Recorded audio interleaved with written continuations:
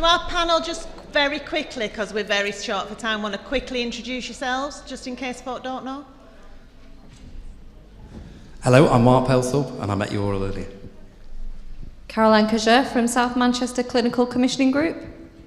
Hello, I'm it sounds dead loud when I speak. I'm Lisa Frith, your National Forum rep. I'm Karen Flood, the co-chair of the National Forum. Thank you. I was dreading coming here today. Mark Shackleton. Can everybody hear me? Yeah, don't worry. Right. National Forum rep, and I also work for Pathways Associates. Oh, and I'm the chair. I'm Ian Ashton, I'm a police officer based in Blackpool.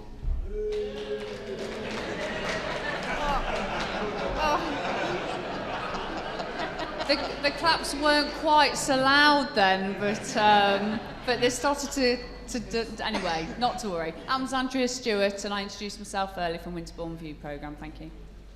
I'm Gavin Harding, and I introduced myself earlier from the Winterbourne View programme board and engagement group.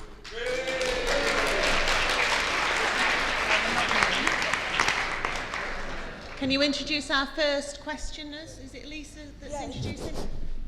Right, our first question. I hate these things. Our first question is from Derek Russell. And Darren Haywood. Sorry, Haywood. Right. We know people with a learning difficulty have been pushed to one side. Support from health services. How can we stop this? We want the bosses to help us stop it. So we know people with a learning disability have been dying before they should because they get rubbish support from health services. We know that people see our learning disability first, and that gets in the way of the treatment that everyone else gets. Okay, I think... Hang on. Darren's got his bit to answer. We are worried about abuse, and when are you going to stop the directors of companies in the care sector making lots of money from us? Shouldn't those companies be not for profit to prevent a focus on dividends instead of quality, person-centred support?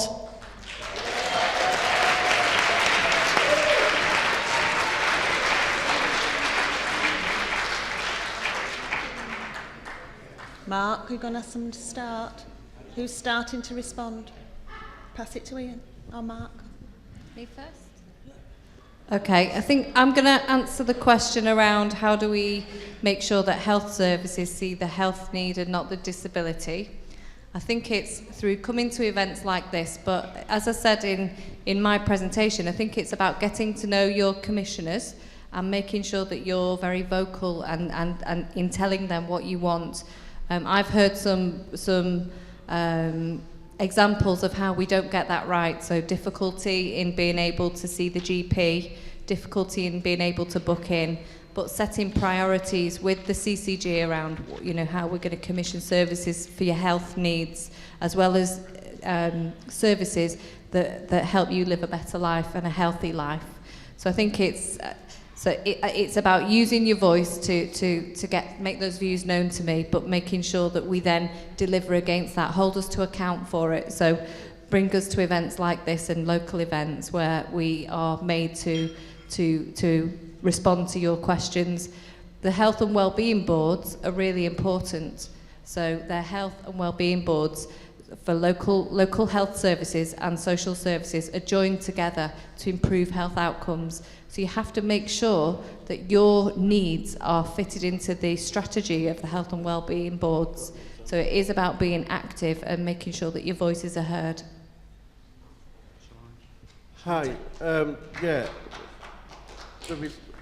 what I'm going to give an example of, I know a self-advocacy group in Yorkshire and Humber, York People First have been around doing training around GPs, and they've been working around the GP practices.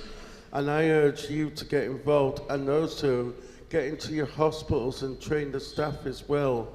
And also, Blackpool was the first area in the northwest to have a liaison nurse that actually started liaison nurses working in hospitals and providing training to staff. And we're hoping, and as you know, the Death by Indifference report has come out, and the Minister is fully supporting this. And we know that bad examples are happening, and like Staffordshire, as you know, they have been closed as an NHS trust because of their failings in people's deaths. And Care Quality Commission are going round checking hospitals around the country. Also, just to say, don't forget about health checks. Everybody should be having a health check. Everyone, a lot of people in here know me, and know that I tell the truth. And I'm sorry to say to you this, the last 2-3 years, the National Forum has not been there for you guys, and has not been there as a voice for you.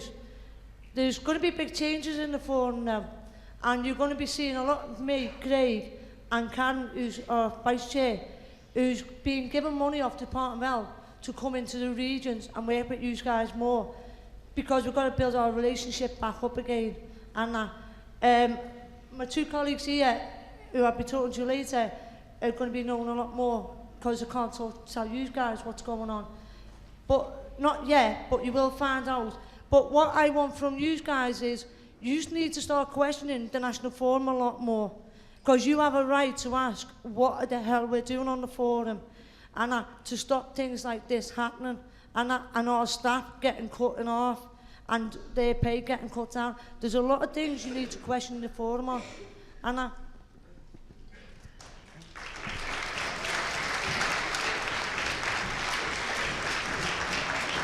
Just to pick up the question, which was around the bosses of companies making a lot of money and not necessarily always providing a great service.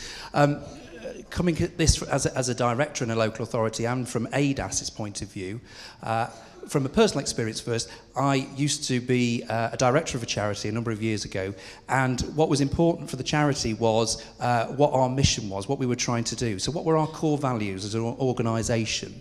And those values were the way in which we behaved and the way in which we operated, and the profits that we had went back into delivering on those values. I think we have a responsibility as commissioners, so we need to make sure that the services that we are commissioning are living up to the outcomes that individuals expect, but also there is something around what's the values of the organisation that we're commissioning on behalf of you.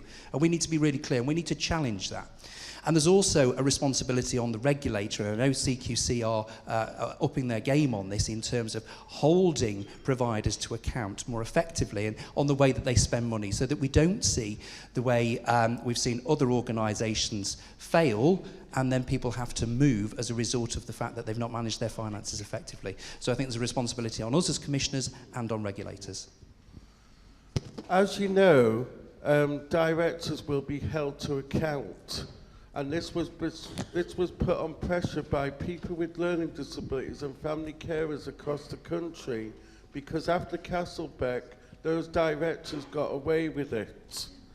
And make sure safeguarding teams are doing their job properly, because they will be suspended and sacked now and held to account at a local authority.